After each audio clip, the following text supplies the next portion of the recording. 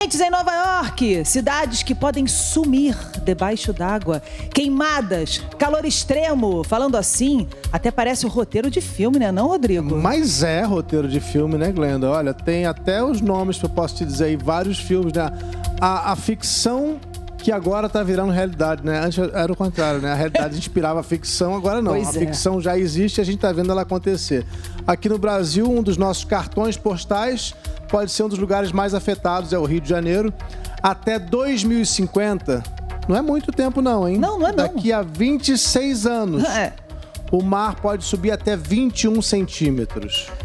Olha só, se a gente olhar para o Rio de Janeiro e imaginar que há mais ou menos de 2 meses atrás, teve uma ressaca do mar e a água foi parar dentro das garagens que ficam do outro lado, né? São 2 avenidas grandes e aí vem os prédios ali no litoral do Rio de Janeiro, ali na Zona Sul, né? Na praia do Leblon. Imagina só. Será que vamos ter que procurar novos rumos? Novos locais para morar? Há 10 anos foi lançado o filme Interestelar, que falava justamente disso. Astronautas que viajam em busca de um novo lar à humanidade. Ai, tá até nervoso. Mina, tem até trilha emocionante, não é isso? É isso mesmo, Glenda Kozlovski. Boa noite pra você, boa noite pro Rodrigo. Boa noite, Essa Mina. trilha sonora deixa o filme ainda mais emocionante, ainda mais tocante, de Hans Zimmer. Será que a nossa inteligência artificial está emocionada? É isso que eu entendi? Será que ela chorou pela primeira vez? Inteligência emocional chora? E o elenco, Mina? O elenco é de arrepiar. Temos Matt Damon fazendo um papel secundário, Anne Hathaway. Temos também Matthew McConaughey fazendo o papel principal do astronauta que tenta salvar a humanidade. E até Timothée Chalamet, hoje muito famoso por Duna, na época interpretou o filho do artista principal.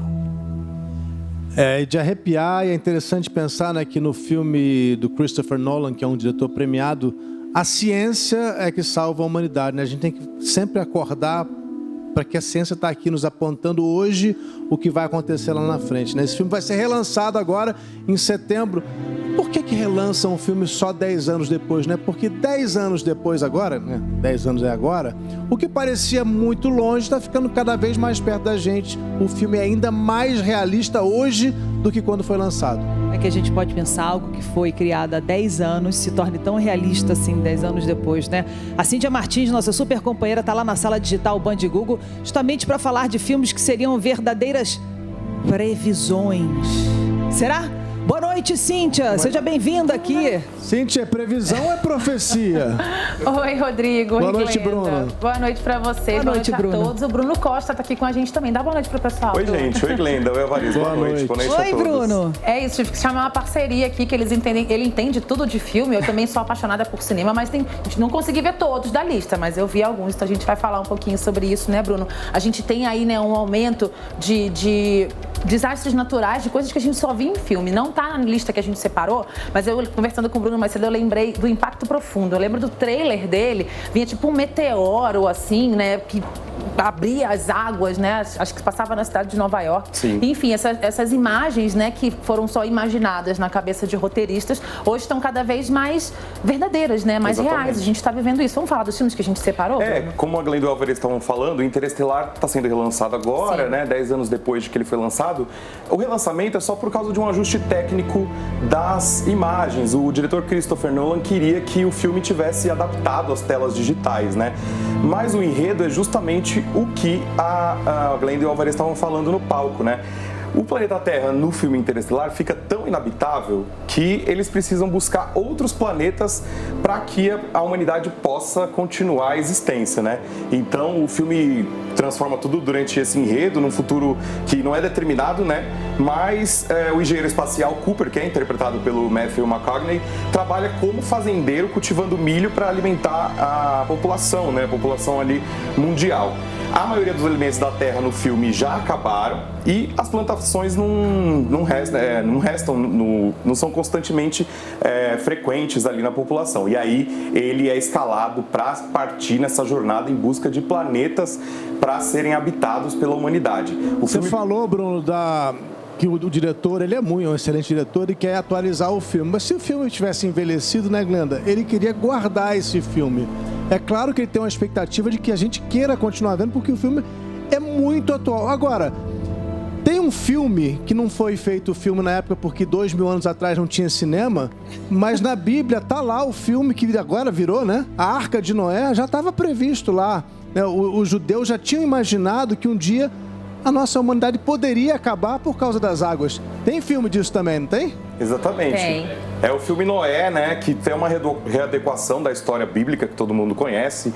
O Clássico, dilúvio, né? O dilúvio, as espécies separadas, né? Exato. Por macho e fêmea. E aí é importante, acho que a gente fala, toda vez que a gente fala de fim do mundo e a questão da religião também está sempre muito misturada, presente, né? Os fiéis sempre olham para o fim do mundo e a Bíblia registra isso no Apocalipse. E Noé, o filme mostra justamente essa missão que ele recebe de Deus para reunir os casais de animais numa arca e sair aí em busca para perpetuar as espécies e para que a continuação da vida, né, da humanidade de um modo geral. E o interessante é isso, o Noé trata de um fim do mundo divino, né, do dilúvio, e enfim. Tinha sido, Bruno e Cíntia, pensado lá pelos sumérios, antes dos judeus, a epopeia de Gilgamesh, que é outro dilúvio que inspirou essa... O ser humano sempre previu isso. Gente, será que a gente está vivendo o fim do mundo? Já não é possível, pelo amor de Deus, fim dos tempos. Está voltando lá essa história bíblica agora. E ainda falando, né, Glenda, desculpa te cortar, sobre essa questão, essas previsões bíblicas, né? O Rodrigo tem estudos, né, documentários, livros muito profundos sobre tudo que está na Bíblia. Isso me lembra muito também que eu fui criada na igreja evangélica, então eu aprendi muito sobre isso, né? Ouvi muito sobre isso, de que o fim do mundo, dessa vez, acabaria em fogo, né? Que o mundo acabaria em fogo. E se a gente for pensar nessa questão religiosa, né, além das questões científicas que a gente vem acompanhando, climáticas, faria todo sentido, né? Uma previsão que faz sentido, o mundo está cada vez mais quente. Vocês falaram aí no início do programa, né? O Pantanal pode desaparecer em 50 anos, isso é daqui a pouco. A gente tem o Rio de Janeiro também diminuindo, né? Virando deserto quase em 20 anos. Então, as previsões bíblicas estão aí. Tinha para o dilúvio, o mundo acabando, né? Como creem os evangélicos, os católicos, em água. E o próximo fim do mundo seria em fogo. Agora sim, não te corto mais, Glenda. Não, pelo amor de Deus, aqui ninguém corta ninguém. Aqui é uma grande sala de bate-papo, né? Não, a galera que está no YouTube nos acompanhando, Brasília Band Play. Manda pergunta pra gente pelo YouTube. Pode mandar. Pode mandar. A gente está aqui, não, pelo amor de Deus. Eu sou otimista. Quando vem esse assunto, eu prefiro me abraçar à ciência, à tecnologia e o bom senso do ser humano, porque já que nós habitamos nesse planeta, estudamos e criamos, temos o poder de criar uma inteligência artificial, que a gente possa criar também a salvação do mundo, né, gente? Eu sou um pouco menos otimista que você, com o bom senso humano, que não anda em alta. Não, tudo bem, não anda em alta, mas eu sempre aqui acredito. Eu acho que quanto mais o lado bom da força vai se unindo, que a gente consiga trazer esse bom senso e essa força para salvar o mundo. Porque quando a gente fala de natureza, obviamente que a gente está vendo aí uma fúria da natureza, mas se a gente olhar e entender que essa fúria, quem está provocando somos nós mesmos. Exatamente. Então que a gente possa cuidar disso, né? E salvar o planeta, quem sabe. E eu acho que isso...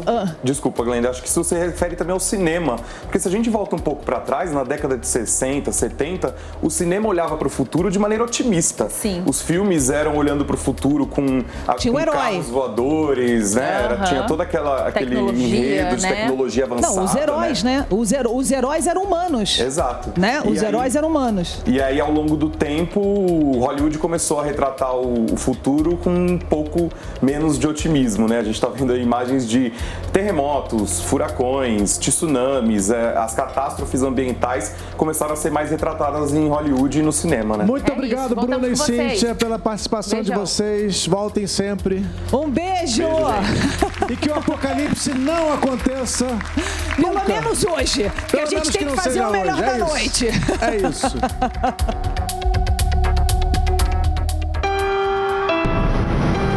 Conta-se que nos tempos bíblicos, Jenin era o lugar onde havia uma fonte de água cercada por um lindo jardim. Hoje, a cidade palestina